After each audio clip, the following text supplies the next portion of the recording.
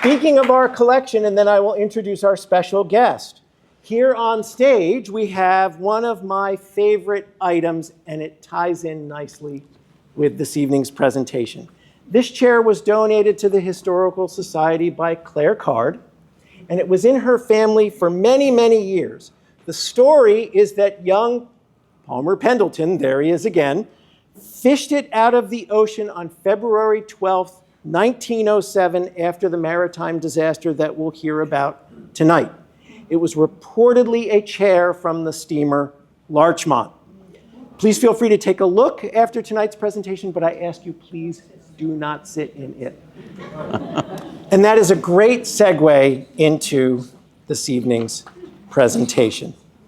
Your host for tonight's voyage is Daniel Harrington.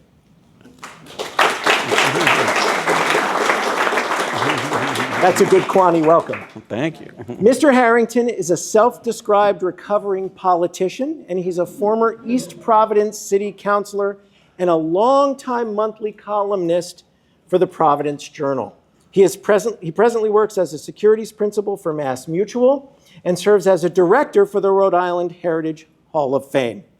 In 2014, Ed Acorn, editor of the Providence Journal, hired Mr. Harrington as a columnist after publishing several of his unsolicited letters to the editor.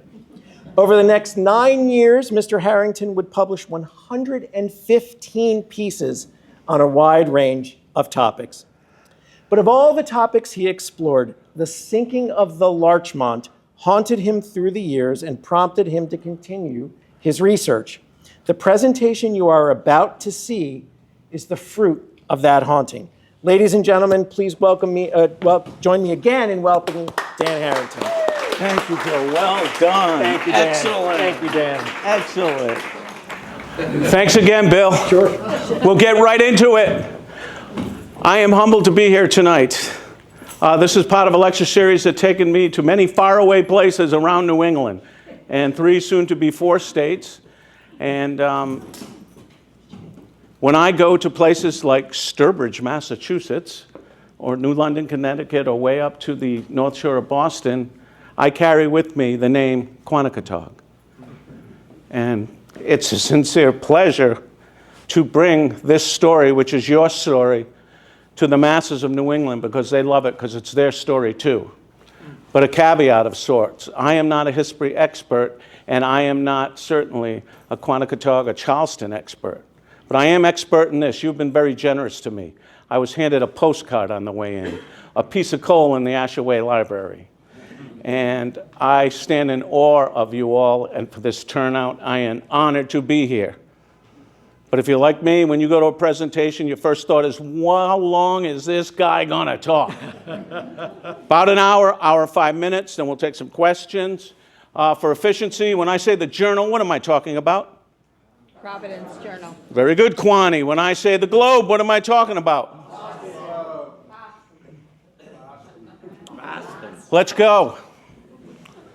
News of America's most horrific sea disaster came to the world through the barking of a dog. It was sunrise on February 12th, 1907. And Elam Littlefield, keeper of the North Light on Block Island and owner of the dog, felt his hand fall to his revolver. As his eyes popped open, Elam could hear a desperate pounding on the door of his lighthouse over the howls of the dog. Racing to the door, he then saw a bloody, swollen hand sliding down the door glass to his lighthouse. Then, opening the door, Littlefield watched a young boy crawl across the threshold, soaking wet, yet amazingly also covered in ice. Before collapsing, the boy moaned, "More coming, more coming." A few yards away, the lifeboat that once held the boy bobbed in the surf with a frozen collection of tangled bodies, lifeless, yet staring at the horizon. Ladies and gentlemen, welcome aboard the Larchmont, where fear and superstition and coincidence and curses converge and waltz with one another. Tonight, your own thoughts on coincidence and curses will be challenged vividly.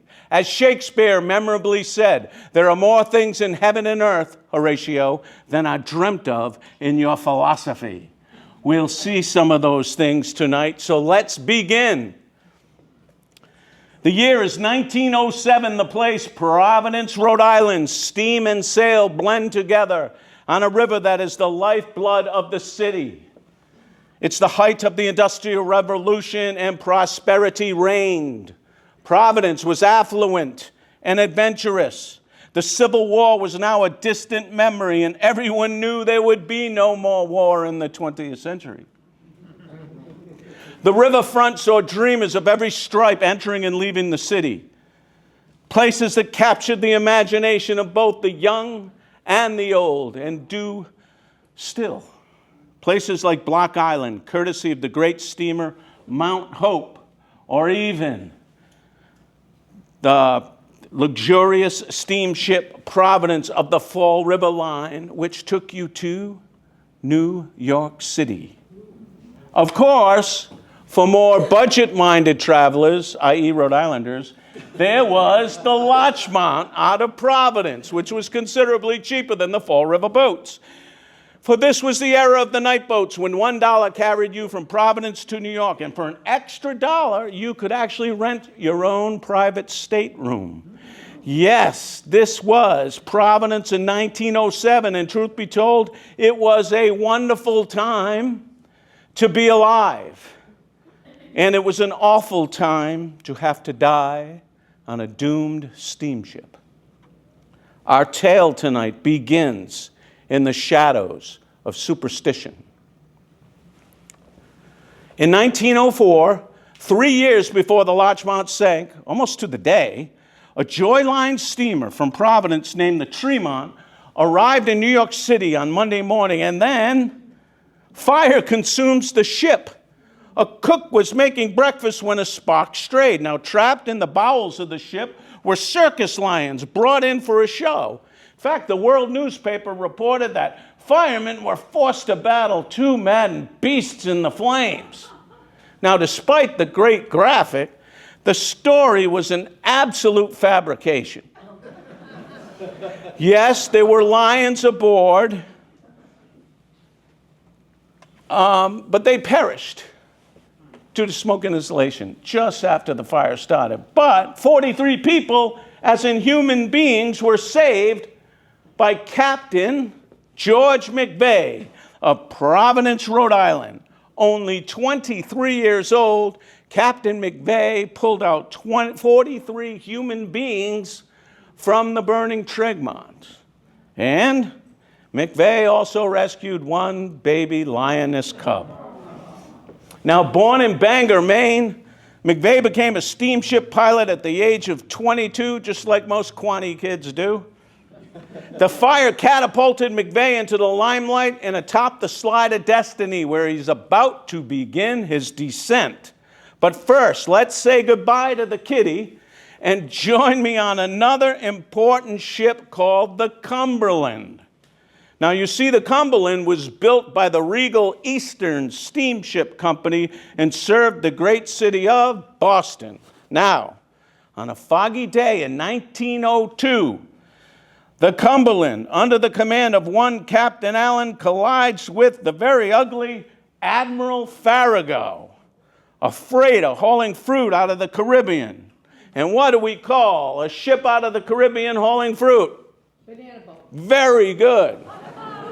And yes, she was carrying 32,899 bunches of bananas when she collided with the Cumberland. And so the Cumberland starts to sink just outside of Boston Harbor, so Captain Allen makes a daring run back to Boston, where he hopes to beach the ship before she goes under. And he makes it, but just barely. She sinks in shallow water just after its 300 terrified passengers flee the ship. So the Cumberland is then declared a total loss. So Eastern sells the Cumberland to the Joy Line Company at a bargain price, Within a month, she's repaired, renamed. Anyone want to guess the new name of the Cumberland? That's right. Even though it's terrible luck to rename a ship, the Cumberland is proudly renamed Larchmont after a posh New York village near the Bronx, and she's delivered to her new home in Providence, still with the evidence of repairs on her starboard side. And then it begins. Just weeks after starting her trips to New York, fire breaks out in her storage hold just off the Bronx. The fire is contained, but 200 people run for their lives. A year later, she runs down a schooner named the Melanson off Stratford, Connecticut. 1 year after that, she runs aground in Prudence Island in Narragansett Bay and strands passengers for 3 hours until a tugboat can free her. And then, 1 year after that, a passenger named John A. Hart is shot in the head and murdered while sleeping aboard the Larchmont. His body is discovered one morning in Providence. Anyone care to guess the room number of Hart's stateroom? Very good, Quinn. So, given its history of fires, murder, and collisions with banana boats, folks everywhere start to call the Larchmont the hoodoo ship, the cursed ship of the Joy Line. But of course, we know there are no such things as curses. Now, meanwhile, Pilot McVeigh continues to impress his corporate betters. And in 1906, the young pilot is promoted to captain and given his very own ship to command, the Larchmont, placing our hero front and center on the hoodoo boat, pictured here in downtown Providence. And that brings us to the reason you're all here tonight. The fateful night of Monday, February 11th, 1907. Nothing is so essential in understanding the Larchmont as the unusual weather that accompanied the tragedy. The temperature was 2 degrees below zero that night. The wind was gusting up to 50 miles per hour.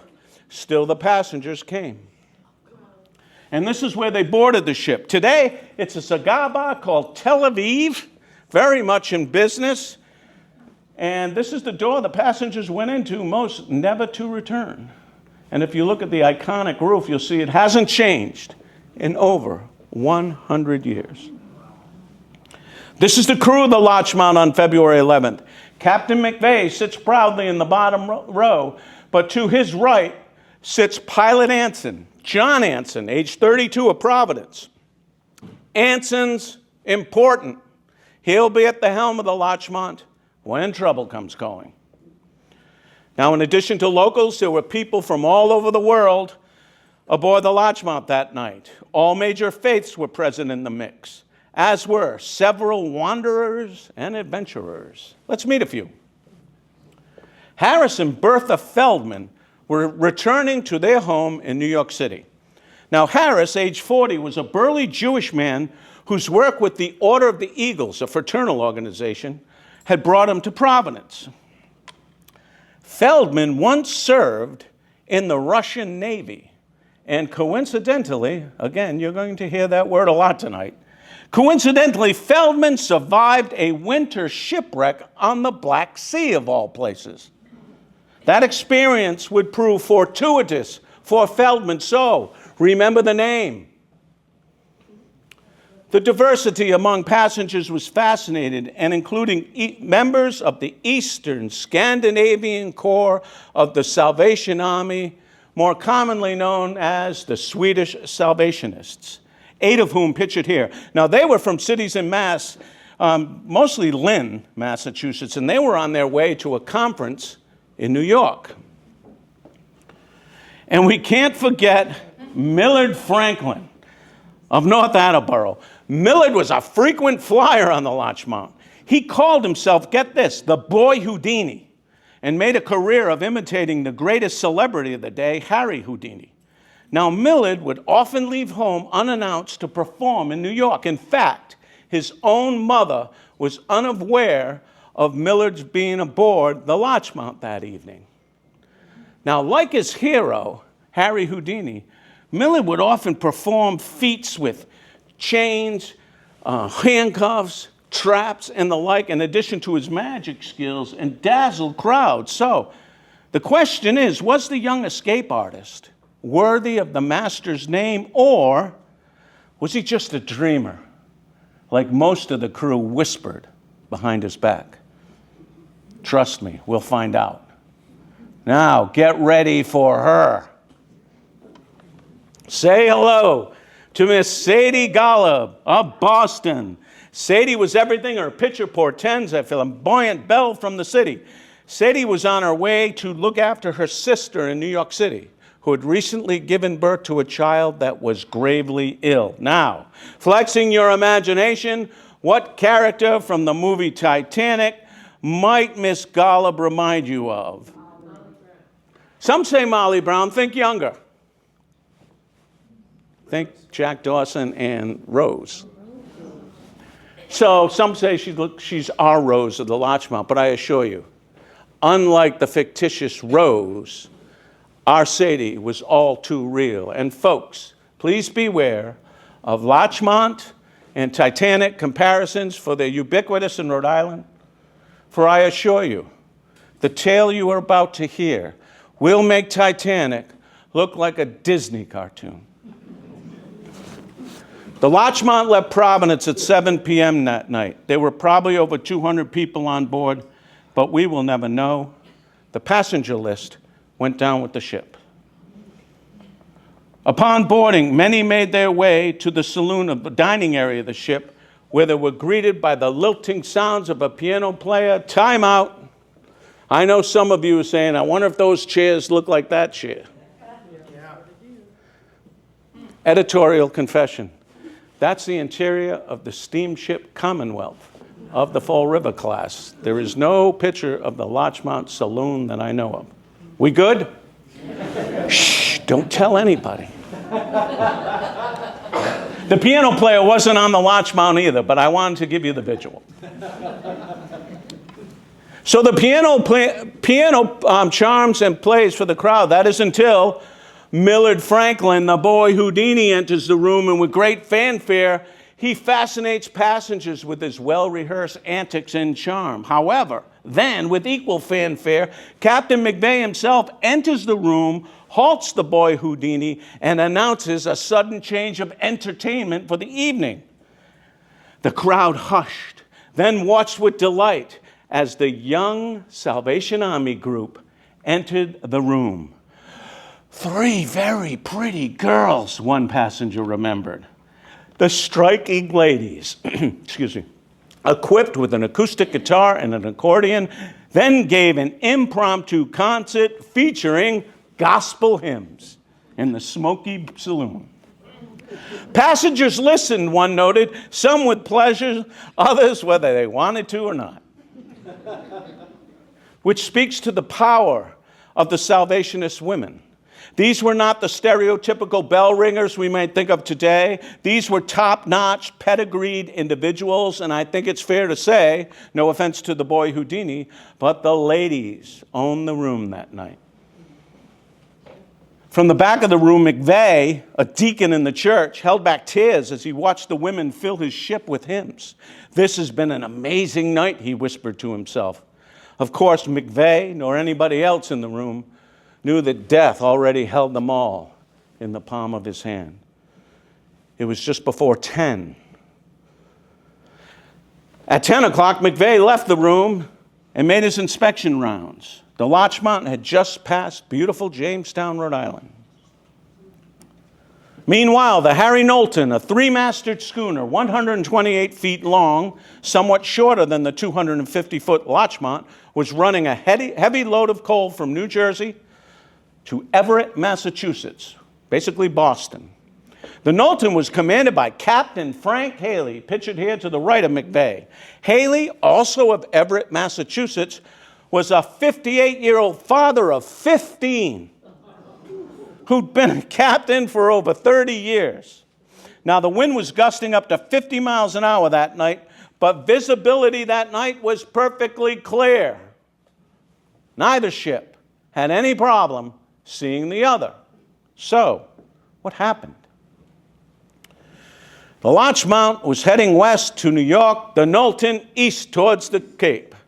The ships would meet 3 miles south of Watch Hill and 8 miles north of Block Island. And in this journal graphic, the editors actually got the word right. I love that picture. Quartermaster James Staples was steering the ship, taking orders from Pilot Anson. You'll recall McVeigh was making his inspection rounds. Now, this graph illustrates both captains' official versions of the crash, given afterward, of course.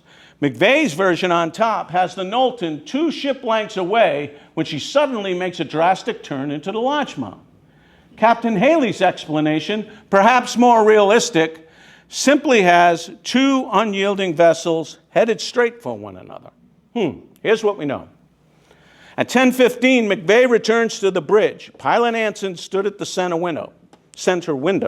At 10:30 or so, McVeigh heads to his cabin to tend to paperwork. This was routine. And that's when Anson first saw the lights of the Knowlton. Anson assumed the 2 vessels would pass fairly close, but with enough space between them. So he didn't budge. But as the ships drew closer, it was clear they were headed straight for one another. So Anson finally decides to act. For God's sake, Staples, port the wheel, which in those days meant turning the great ship's wheel towards the left, which would steer the ship towards the right, to use layman's terms. However, the high winds caused the Larchmont to turn agonizingly slow, and the sail-powered Knowlton came towards the Larchmont faster than Anson could have anticipated. So again, he cries out, port the wheel, and then blows the Larchmont whistle 4 times, the universal distress signal. Hearing the whistle, McVeigh bolts up to the bridge. Seeing the Knowlton, now just a few yards off the bow, he famously yells, "My God, John Anson, what have you done?" Anson didn't reply. He just stood there, staring at the Knowlton through his binoculars. Then came the crash. The Knowlton rammed into the port side of the Larchmont just forward of the paddle wheel. Some believe Anson's last-minute turn was worse than doing nothing.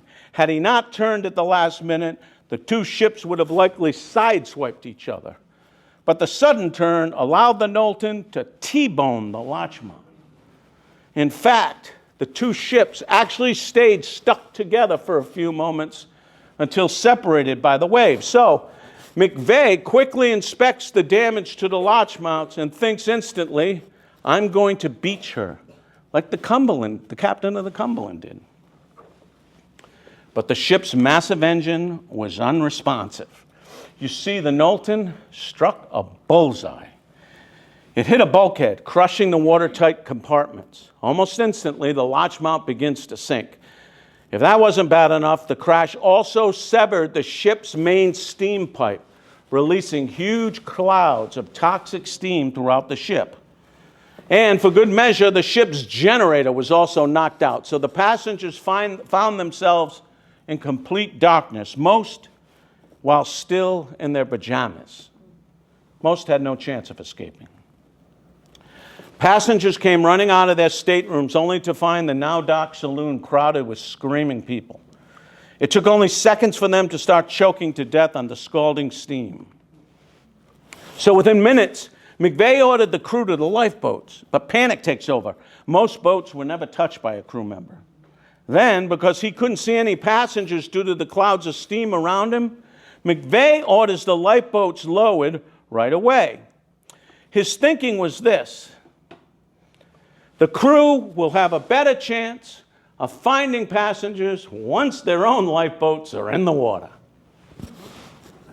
It's a fateful decision, but in the end, he hops right in. Four of the 8 lifeboats don't even survive the sinking. So only half got away from the ship, and McVeigh was in one of them. Now, before inspecting his own boat, McVeigh inspected the chief engineer's lifeboat, which was also full, mostly with crew members. No one ever saw that boat again. Witnesses say that just after launching, 3 panicked men jumped in all at once, sending it to the bottom of Block Island Sound, where it rests, 4 or 5 miles from where we sit tonight. That's amazing to me where I am tonight. Now, once in the water, McVeigh began to row towards the port side of the ship where he hoped to find passengers, but his efforts were useless. The wind was just too strong, so McVeigh watched the Larchmont sink on an even keel.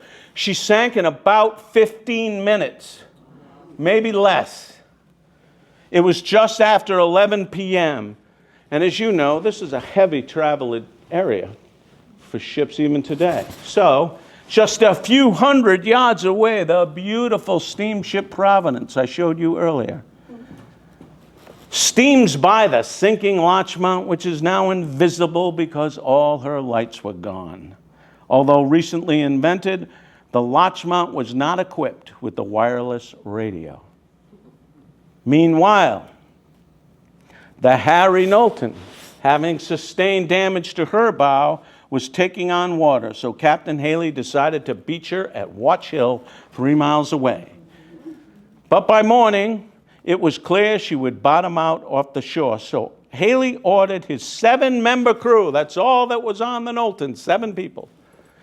He ordered his 7-member crew into a lifeboat. You guys ready for the next slide?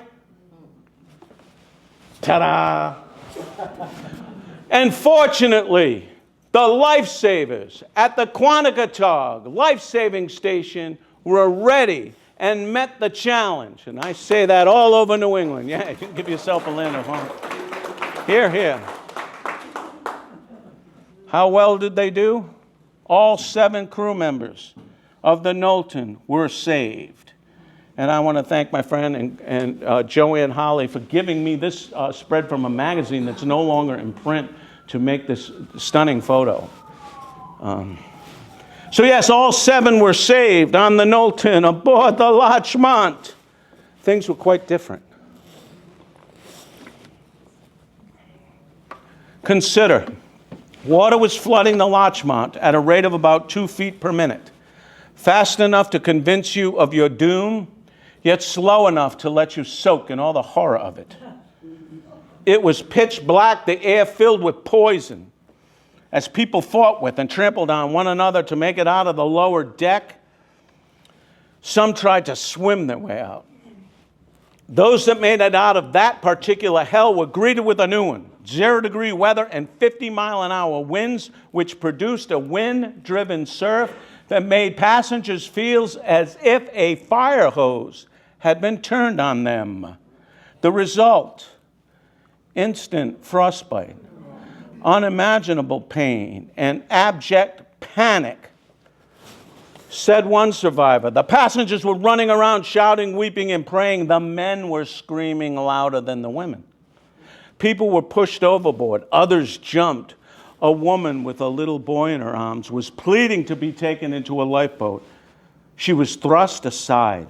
"My baby," she cried. "If we must die, we'll die together." Snuggling the baby to her breast, she jumped overboard with the weeping child in her arms. Others would follow, hoping to find refuge in the icy waters. They did not. They clung to debris or begged to be rescued, but the Arctic wind silenced most of them. Those that never made it out of the ship fared no better, as the Fall River Globe proclaimed. Many passengers drowned like rats in their cabins, as men fought like wild beasts. As this close-up of the painting by Achille Beltrami so chillingly demonstrates. Beltrami was a famous international Italian painter and illustrator. And yes, they were aware of the Larchmont in Europe. And yes, those are knives pictured in the men's hands. Yet even Beltrami, this master, couldn't quite capture the real horror of the situation. So picture everything you see in his painting covered in ice, including the people. And you'll get an idea of what it was really like for those poor souls that evening. Now, if there was any upside at all to the weather, it was this. During the night, the wind would steer the lifeboats and the dead bodies, not out to the open sea, but toward the northern tip of Block Island called Sandy Point. This is an aerial shot of Sandy Point today. You'll notice Keeper Littlefield's lighthouse at the center of the photo. Hasn't changed much. This is what it looked like in 1907. And this is where the bodies and the lifeboats came ashore around dawn on Tuesday. Oliver Janvier found his way to one such boat. Several men joined him. Then I saw a woman floating on a piece of wreckage, he said. I wanted to help her, but the other fellows in the boat got scared and took the oars away. She hung right there before our eyes, crying out to us. Every little while she would dip under a wave, then pop up and scream at us to save her. But the men wouldn't do it. They let her drown. Eventually, all 10 men in the boat with Oliver froze to death. One, a barber by trade, pulled out his straight razor and slit his throat ear to ear.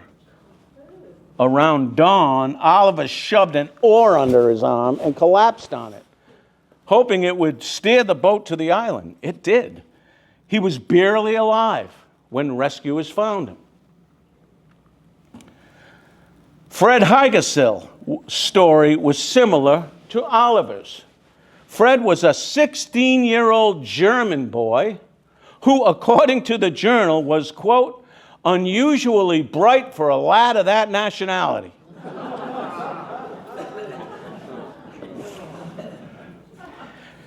Fred jumped into a lifeboat with 10 other men. Sensing a pattern here, ladies?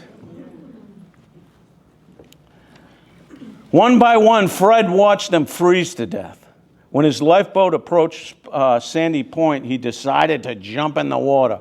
Oh, I can swim good, he said, and I couldn't stand all those dead men in the boat staring at me any longer. Fred swam for a few minutes, and then a huge wave, coincidentally, hurled him onto the beach at Sandy Point. Fred was the one, banging on the lighthouse door at the start of the story. Meanwhile, Captain McVeigh's lifeboat also came ashore at Sandy Point with 7 crew members and 1 dead passenger, a Russian man who'd taken his own life with a knife. This particular man was in great pain because half his face had been scalded by the steam and the other half was frostbite, so he decided to end it. Upon being rescued, the frozen crew members, unable to walk, were carried to the lifeguard station. Of course, like Purser Oscar Young, they all had on their heavy outer coats, which likely kept them from freezing to death. Giuseppe Filati was in a lifeboat with 20 people, including several women, and his son, Nicola. Now, the Providence Journal had a field day with this guy. I'm going to quote the Journal telling you about Giuseppe Filati. Giuseppe Filati, an Italian, they noted, couldn't speak English fluently, but his speech was illustrated with an Italian's characteristic gesticulations. He smiled gleefully when displaying his hands, which were swollen, but hadn't burst open like the others, continued the paper. But his joyfulness disappeared, relished the paper, when he described the death of his boy, Nicola. Yes, my boy is dead. I row. I stamp my feet so not to freeze to death. But Nicola lay in the boat and died 1 hour before we reached land. Giuseppe was the only survivor in a lifeboat of 20 people. William Headley's lifeless body was found floating off Block Island, wearing a life jacket but with a boat hook protruding from his chest.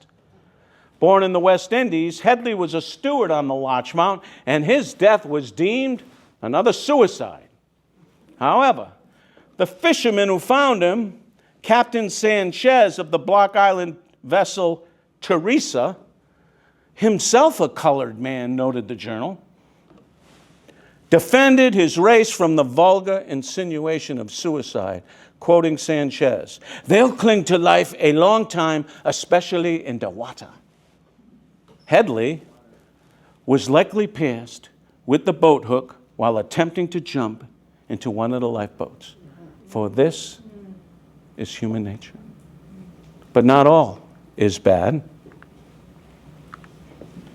The tale of the Swedish Salvationists assisting passengers as the Larchmont sank lives in infamy. Led by Captains Anna Runberg and Helga Helgren, the women exhorted their partners not to save themselves, but to attend to the passengers, first by assisting them with life jackets and then directing them to the lifeboats. When the ship began its final descent, they gathered hand in hand on the upper deck, sang hymns, and implored the other passengers to make peace with God, just as they'd done an hour earlier in the smoking-filled room of the saloon. Then they went down with the ship together. Unlike the crew members, all 10 of the Salvationists, 7 of which were women, willingly went down with the ship. And then Monday night, found Tuesday morning. The sinking is headline news all over the world as tales of horror and cowardice stun the masses. Meanwhile, on Block Island, the grim task of collecting the dead begins. The tiny island community embraced the call of duty and spent the next 48 hours finding, retrieving, and caring for both the living and the dead.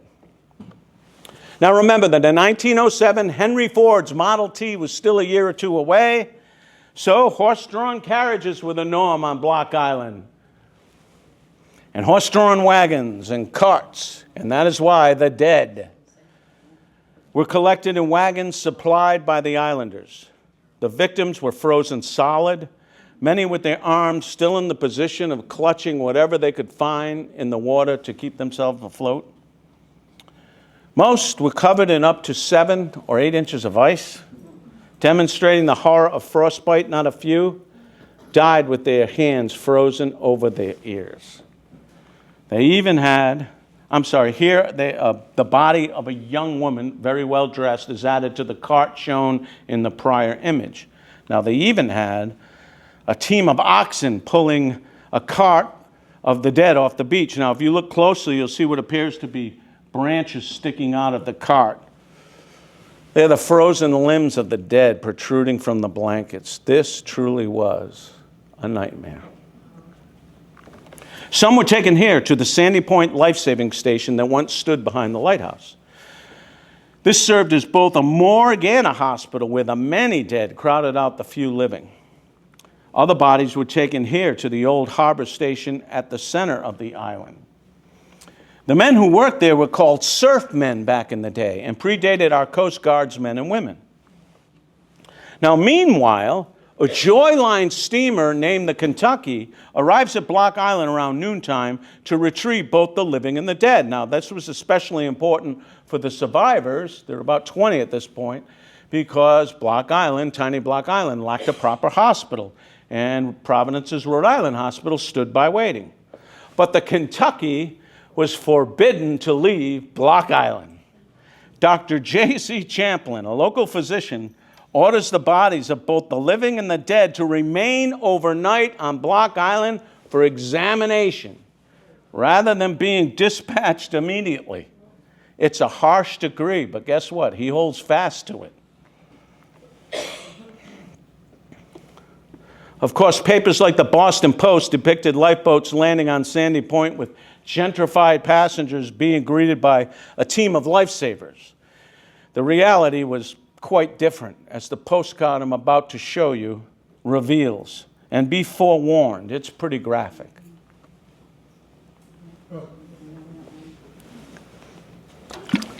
Now remember, a century ago, postcards were the social media of the day, transmitting hard news, not glad tidings, and that is why one would place a stamp on this most gruesome of cards.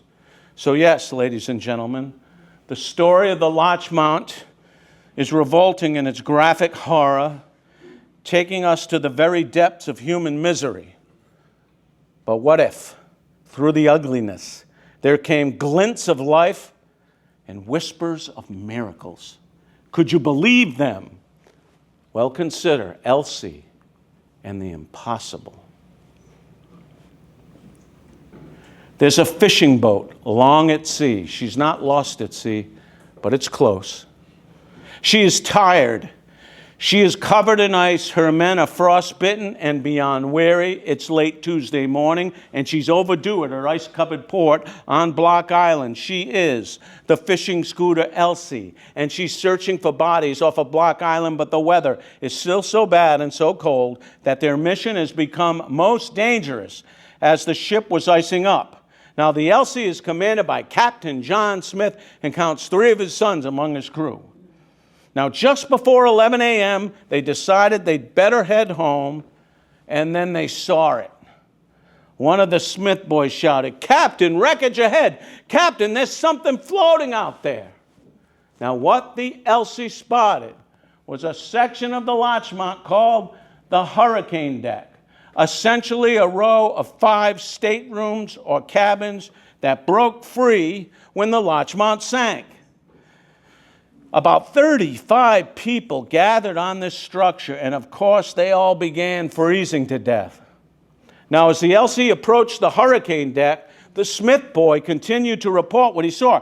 "Captain, there are frozen bodies stuck on that wreckage. Repeat, dead bodies on that thing." In other words, our work is not over. We're going nowhere. Now, as they drew closer to the hurricane deck, the boy reporting to the captain became hysterical. "Captain, I don't believe it. Dad, they're alive. There are people moving on that thing." "That's impossible," cried the others. "You couldn't make it a half hour on that damn thing." But there were people alive and moving on the hurricane deck, thanks to Harris Feldman. As the Larchmont was going down, Feldman, the Russian Navy vet, muscled his way to a lifeboat and hoisted his considerable wife Bertha into the lifeboat and bid her farewell. Reading her husband's face, Bertha then jumps out of the lifeboat back into the water in an effort to be with her doomed husband. Coincidentally, a large wave washes Bertha back on board the Larchmont, where Harris gathers her and they make it soaking wet to the hurricane deck. Now, meanwhile, Sadie Golub, little Sadie Golub, tiny Sadie Golub, somehow manages to fight her way out of the lower decks and climbs up to the Larchmont. Now, on her way, she was still in her evening dress, just like that one pictured, when a woman shocked her by telling Sadie to put her coat on. Sadie was carrying her coat. She was in shock. After putting the coat on, the woman then told her Sadie to hold still as she fastened a life preserver around her. Now, who would have done that? One of the Salvationists, fulfilling their vow to attend to the passengers. So Golub then wanders up to the hurricane deck where, coincidentally, she hears Feldman calling to his wife in Hebrew and says, "Save me, I'm a Jewish girl too." Feldman turned to the girl he had never met and said, "If I am saved, you will be saved. If we die, we'll die together." Hollywood couldn't manufacture a better line. Now, also on the deck was Sam Lacombe, a dashing 21-year-old from Manchester, New Hampshire. Lacombe had actually worked for a spell as an acrobat in the Bonham Bailey Circus. Tony Rasikovich, a Polish immigrant from Central Falls, spoke no English, but understood Feldman perfectly because Feldman just happened to speak Polish fluently as well. David Fox of New Jersey was returning from a Bible conference in Boston when he slid out of a porthole and climbed up the side of the ship to the hurricane deck.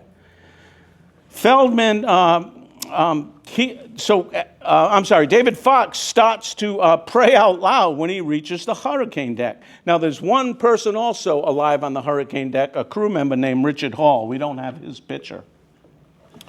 Now, Harris Feldman understood the danger they all faced. I could see strong men toppling over, he said, into the sleep that could only mean death.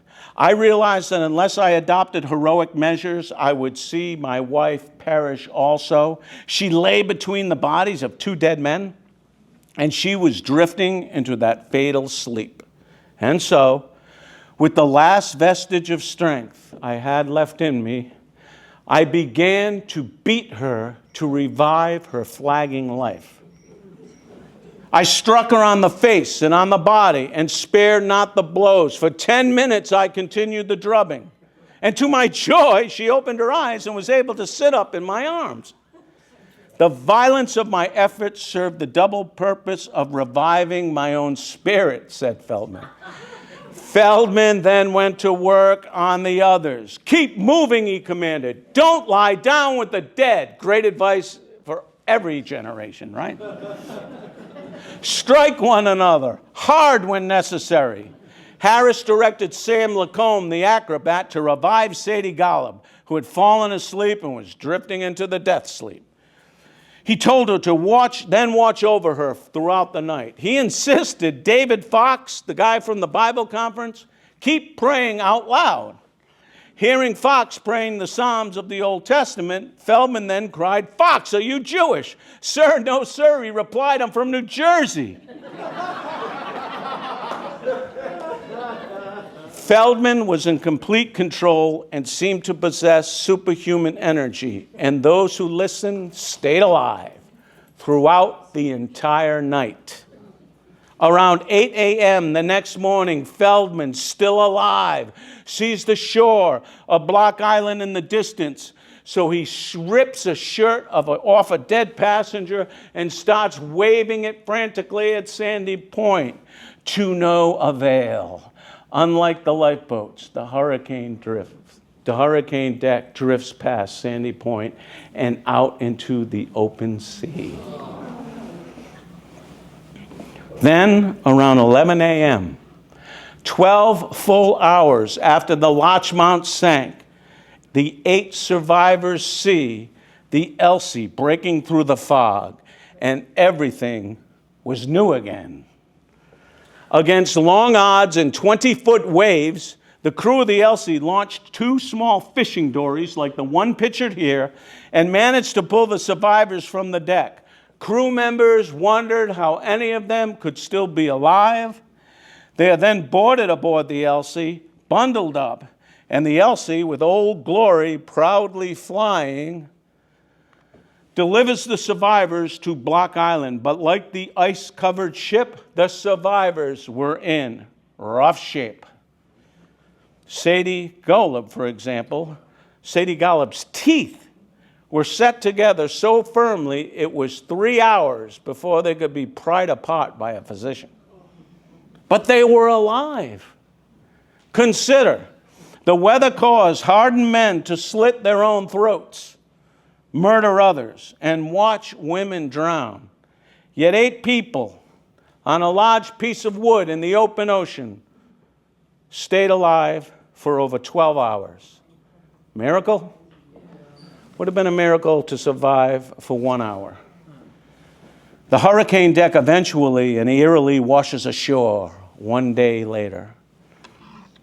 The Elsie, shown here in a remarkable restored photo, becomes a symbol of the stoic heroism of the island community. Now, back on the island, the surfmen convinced Dr. Champlin to allow the survivors to be transported from Sandy Point life-saving station to the steamship Kentucky to make use of her warm beds for their mandatory overnight stay. Now, the Kentucky is anchored only 50 yards off of Sandy Point. So, there are only 19 survivors. So they're loaded into carriages and brought to the beach where the longboat will shuttle them out to the Kentucky so they can use her warm rooms. However, when Sadie Gollop sees the Kentucky and notices it looks a lot like the Larchmont, she gets hysterical and bounces right out of the back of the carriage.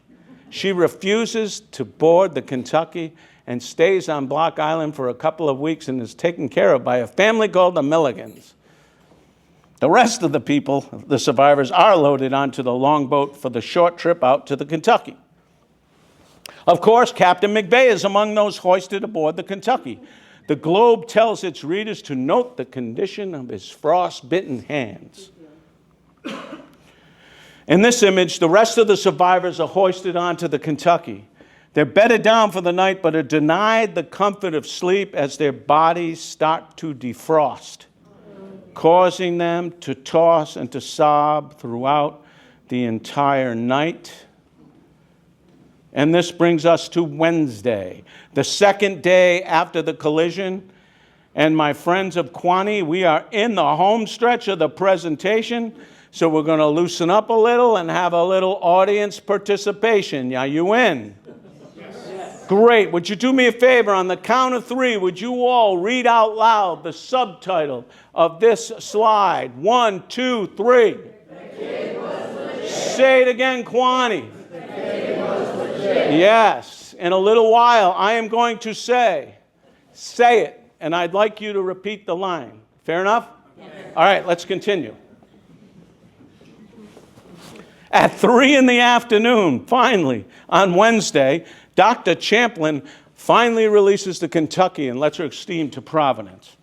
A photographer snaps the Feldmans in a stateroom aboard the Kentucky. You can see Feldman's hands are pretty swollen with frostbite. The steamer arrives around 7 p.m. and docks right where the Fish Company Tavern is today. And Captain McVeigh is among the first to leave the ship. He's actually able to walk. And the Boston Globe snaps a picture of him being escorted off. He's taken to a carriage where his wife is waiting to take him home, only 3 or 4 blocks away. The rest of the survivors are loaded into carriages and taken into Rhode Island Hospital, where they will be treated for severe frostbite. Some will endure amputations. Finally, the dead are removed. A few found coffins on Block Island, as you can see in the foreground of this photo. But because they were still frozen, most of the dead were hoisted off the ship with a deck crane, like the one pictured. Can you imagine? They were then transported by carriage just 2 blocks away to the Thomas Monahan Mortuary on Wickerton Street in Providence, otherwise known as Brown University's campus. It'll look familiar to some of you. Today, it's a popular coffee shop near Brown University. The structure is unchanged from its days as a funeral home. Well, at least on the outside. I've yet to go in and order a cappuccino with a shot of formaldehyde, but I'm going to do it. Now, if you notice, this is incredible. Real estate in Providence, East Side near Brown, is pretty popular, and yet there is an empty lot conspicuously next to the coffee exchange. Well, guess what? That is where the carriage house once stood. The carriage house is the garage for all the hearses of the mortuary. And it was in this room, by quiet lantern light, the dead bodies were all laid out for identification. This illustration from the Daily Item of Lynn captures the haunting mood at Monahan's, where, quote, 49 stiffened forms twisted into many curious shapes rested on empty casket cases with ghastly expressions of utter terror frozen on their faces, end quote. Now, family members wept as they identified their dead in a mostly solemn way, but things did get out of hand when a woman starts screaming and, yes, jumps on one of the corpses. It takes several men to remove her from the body. "Don't tear me away from my darling," she cries. "Please don't tear me away." She was the mother of Millard Franklin, the boy Houdini. A few days later, hundreds attend his funeral in North Attleboro, Mass. At the service, an African American spiritual is played in his memory for the boy who spent far too many nights aboard the Larchmont. I'm going to play you the first verse. Sometimes I feel like a motherless child. Sometimes I feel like a motherless child. Sometimes I feel like a motherless child. A long, long way from home. A long, long way from home. News of Millard's death is transmitted everywhere. In New York City, Henry Whites, a.k.a.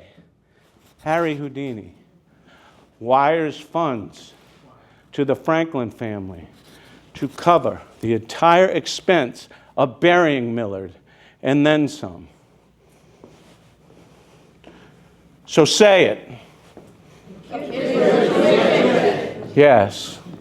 Millard was a month or two away from national stardom and a contract when the Larchmont came calling.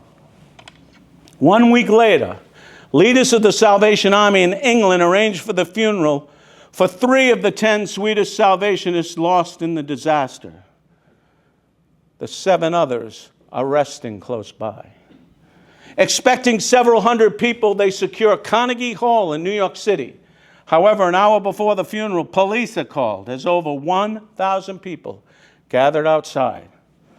But by the time the service begins, there are 5,000 people inside Carnegie Hall and 10,000 more waiting outside, still the largest crowd ever to assemble there. British Salvation Army Commander Ava Booth, you'll recall that the Salvation Army is an English organization.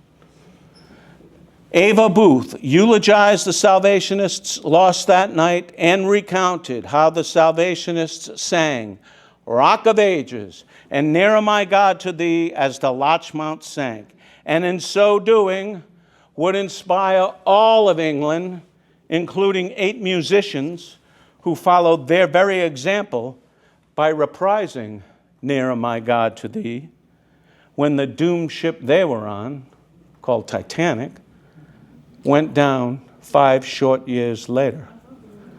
So Rhode Islanders, please stop calling the Larchmont Rhode Island's Titanic. You see, we have it backwards. Titanic was Europe's Larchmont. Ah, yes. There's one important fact about the acrobat, Sam Lacombe, I haven't mentioned. You see, when awakened by the crash, water was filling Sam's cabin, so he flees immediately. When he arrives on the hurricane deck, the others were shocked to see a man barefoot and in his underwear. He simply didn't have time to dress. Later, when examined at Rhode Island Hospital, the doctors were stunned. Impossible, they whispered. Sam's hands, arms, feet, and legs were frozen. Even his back, noted the doctors, was frozen solid. Death should have come to Lacombe within a half hour of reaching the hurricane deck, but he pressed on. At least 3 times during the night, he pulled Sadie Golub from the water as rogue waves threatened to wash her away, soaking the near-naked man each time, but he never left her side, and something kept him alive throughout the night. Love is stronger than death, the Old Testament says. The photo you see here shows Lacombe just after he boarded the Kentucky and just before he would lose consciousness due to the trauma of his body defrosting. Sam lingered for nearly 2 days before dying at Rhode Island Hospital on Thursday, February 14th, Valentine's Day. To honor him, the Journal published the whole of Henley's poem, Invictus, which reads in part, though black is the pit from pole to pole, I thank whatever gods might be for my unconquerable soul. With the death of Lacombe, the number of survivors drops to 18, mostly crew members. The investigation by the Steamboat Inspection Service found the Larchmont negligent in the crash, and in particular, pilot John Anson, as maritime law requires steamships to yield the right-of-way to sailing ships. Any sailors in here tonight? You guys knew this before I got to this part. It was the Larchmont's job to get the heck out of the way of the steamship. And that is why Haley on the Knowlton didn't think of turning his wheel. He knew the Larchmont would and should. One newspaper simply said the cause of the crash was Anson's bullheadedness. Anson went down with the ship. He was to be married the very next week. After the disaster, all ships were required to keep the passenger list separate from the vehicle. The passenger list of the Larchmont went down with the ship. Captain McVeigh, get this, was found to be neither commendable nor censurable for his actions on the Larchmont. I always thought that would make a good epitaph on a tomb. Neither commendable nor censurable. Anyway, the press eviscerated him with headlines like this, nearly to the point of suicide. In fact, Sadie Golub told a reporter that Captain McVeigh himself had refused her entry into his lifeboat, inflaming the outrage against him. Fortunately, Harris Feldman reminded the press that because of the wall of steam at midship, it was impossible for McVeigh to be at the rear of the vessel with Sadie, adding that it was a lesser crew member that rebuffed Sadie, if at all. Now, Sadie eventually married Nathan Simon and made her home in New Bedford. She died in 1955 and is buried in Richmond, New York. Her headstone reads, "Last survivor of the Larchmont shipwreck," and features a stunning etching, really, of Sadie on the hurricane deck, albeit all alone. It's the closest thing we have to a Larchmont memorial. Incidentally, the baby Sadie was on her way to look after passed away at the very hour the Larchmont sank. The entire crew of Captain Smith's Elsie was presented the Carnegie Gold Medal of Heroism by the Secretary of the U.S. Treasury. Sam Lacombe posthumously received the Civil Medal from the U.S. Life-Saving Service. The press was stunned to find Harris Feldman conversing freely with other survivors a day after being rescued. The Globe called him, quote, "a splendid specimen of substantial manhood." That would be a great epitaph, too. The governor of Rhode Island presented Feldman the Silver Medal of the U.S. Life-Saving Service. Now, Feldman and his wife Bertha settled in Chicago, where their great-grandchildren still remember his exploits. He died in 1947 at age 79. Now, official estimates of the death toll of the Larchmont are about 140 to 160 people. On his deathbed in 1959, Quartermaster James Staples, who always counted everyone aboard, confessed that no less than 332 souls perished that evening, which would make it the worst maritime disaster in Rhode Island history.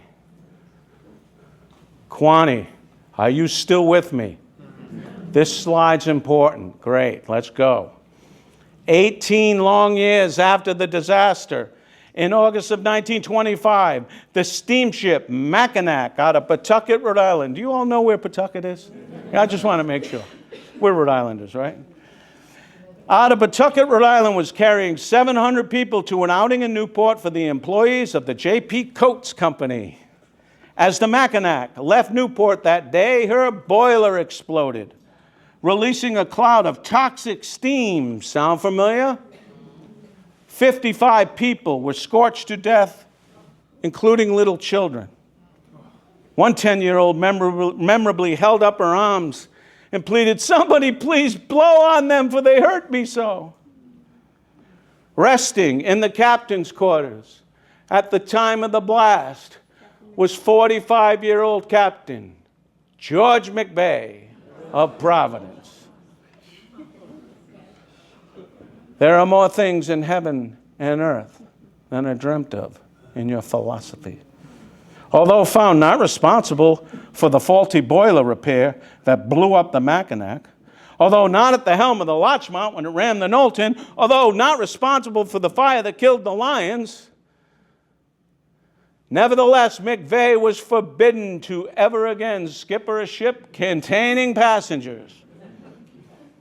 Thus it appears, superstition weighed heavily in his sentencing. The captain died in 1951. He was 71. Next slide I'm going to show you gets the most laughs over all of New England. In 1941, a local newspaper discovered that a portion of the hurricane deck was being used as a sheepfold by a thrifty Block Islander. As any good resident of Quanticottag would do, I'm sure. By the way, the dictionary states the purpose of a sheepfold is to protect a flock of sheep against predators, especially during long nights, which describes precisely what Feldman and Lacombe did on the structure decades earlier. Here we go. Could someone read that slide? 117 years after the tragedy, coal from the Harry Knowlton's cargo hold still washes up on the beach from time to time. I'm telling an audience that knows that now and knew that long before I did. The slide is in my presentation because someone in the audience here tonight, while at the Ashaway Library, gave it to me, and I promised her I would not say her name or make us split up. But she is a dare to do so. I was in Everett, Massachusetts, and I amazed the library crowd there when saying this. This piece of coal is 117 years old, and it was destined for your town, the river outside of this library, and I am here to present it. And the librarian said, wow, and I said, but I'm a Rhode Islander, and it stays with me. So.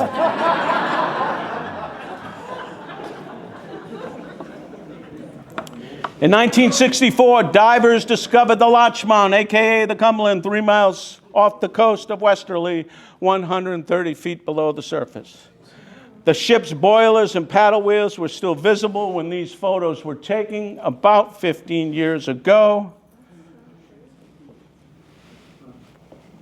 The last slide I'm going to show you shows you what most of these slides look like when you first discover them in the grim halls of microfilm. In 1869, Dickens wrote, "And then I looked at the stars and considered how awful it would be for a man to turn his face up to them as he froze to death, and see no help or pity in all the glittering multitude." Such was the case for many in the Larchmont that night. But others, a precious few, did indeed observe the glittering sons and daughters of the light, shining through both man and nature's darkest hour. And we should remember them well. And it is in their honor that I and the Quanticottag Historical Society dedicate this presentation. So, ladies and gentlemen, this concludes tonight's voyage of the Larchmont. I'm Daniel Harrington.